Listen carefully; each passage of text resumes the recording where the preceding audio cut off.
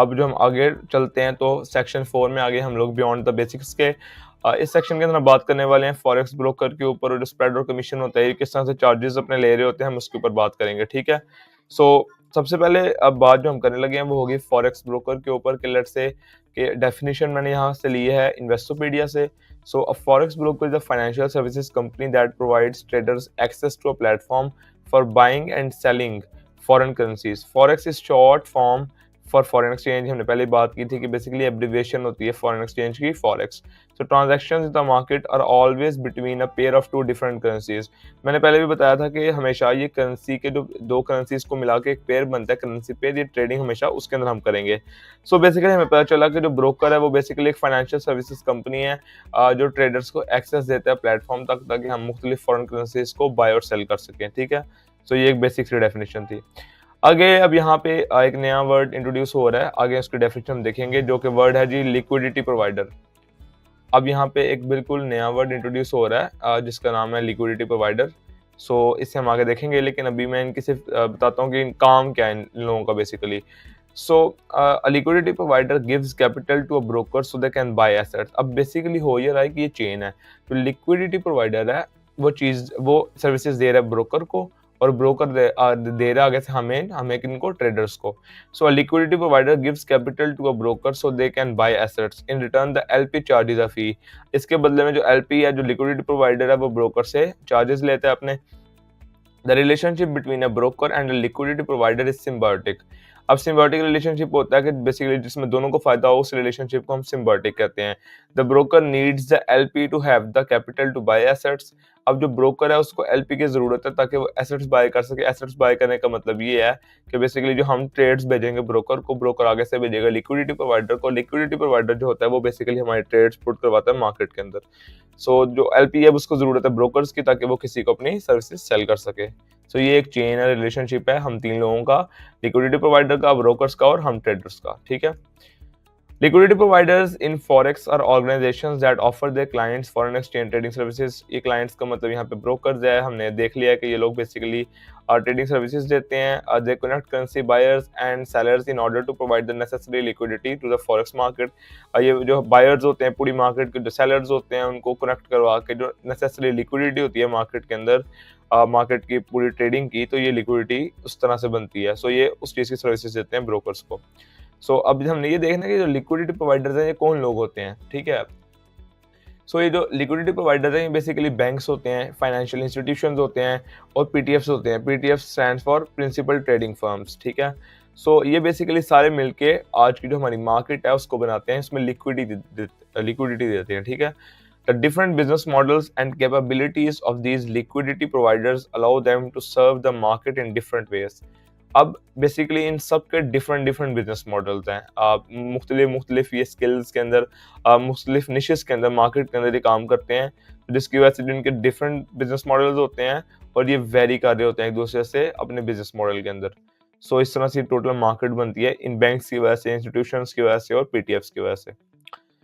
अब जो ब्रोकर है, द ब्रोकर पे समथिंग टू लिक्विडिटी प्रोवाइडर्स। अब जाहिर है ब्रोकर अगर सर्विसेज ले रहा है लिक्विडिटी प्रोवाइडर की तो उससे वो कुछ पे करेगा, और जिस तरह से हम लोग बेसिकली जो ब्रोकर हमसे चार्ज करता है कमीशन हम क्लाइंट से, उसी तरह उसे भी पे करना पड़ता है किसको, लिक्विडिटी प्रोवाइडर्स को।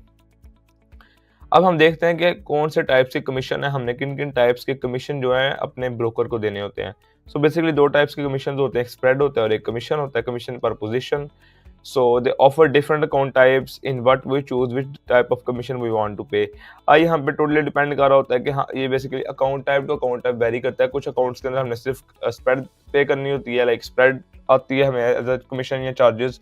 तो कुछ अकाउंट टाइप्स में हमने कमीशन भी देना होता है, पर पोजीशन होता है, वो पर लॉट साइज डिपेंड करता है। अब सबसे पहले हमने देखना है कि स्प्रेड क्या होती है।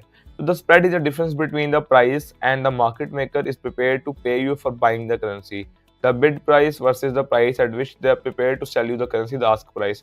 अब मैं आपको इसे समझाने के लिए एक बेसिक एग्जांपल देता हूँ कि लेट्स से आप लोग अपने लेट्स से आप में से कोई लाहौर है और आप जाते हैं अपने किसी लोकल एक्सचेंज के पास, लोकल करेंसी एक्सचेंजर के पास आप जाते हैं, तो वहाँ पे आप जाकर उसे कहते हैं कि यार मैं $100 खरीदना चाह रहा हूँ, तो आप मुझे बताएं बाइंग जो प्राइस है वो क्या होगी। तो आपको कहता है कि let's say the open market या फॉरेक्स मार्केट के अंदर इस वक्त जो प्राइस है वो ये है कि ₹312 का आपको $1 मिलेगा।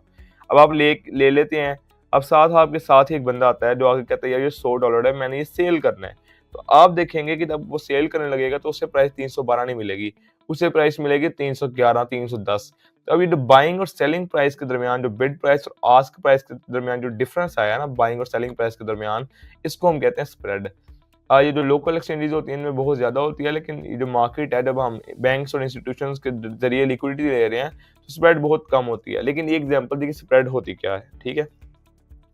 यहाँ पे मैंने कोई एग्जांपल यूज़ की है कि लेट्स से यूरो यूएसडी की प्राइस थी 1.06536, तो ये सिर्फ बिड प्राइस लिखी है, सिर्फ आस्क प्राइस लिखी है। जो स्प्रेड है मतलब प्राइस के जो डिफरेंस है दोनों का, वो है 1 पिप, ठीक है? आप देख सकते हैं 536 और उधर 546, क्योंकि 10 पॉइंट्स मूव किया मार्केट, 10 पॉइंट्स होते हैं 1 पिप।